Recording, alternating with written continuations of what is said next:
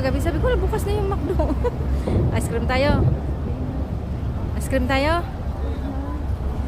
Dito na tayo, klaro-klaro na. Hindi, mag-ice cream daw tayo. Anak ko. Wow, nag-vlog siya. Wow. Dapat ano tayo, tumawid pa tayo para hindi natin madaanan, maanuhan yung bus. Ano tayo ng bus eh. Sandali, sandali. Sandali.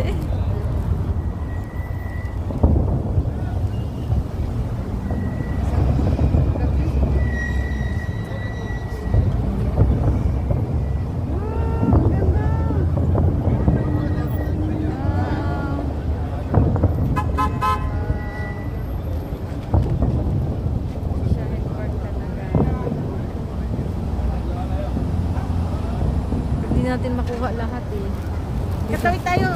Kaya, hawak sa akin. Ayan.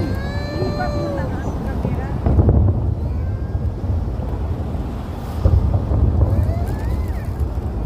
Pa ate.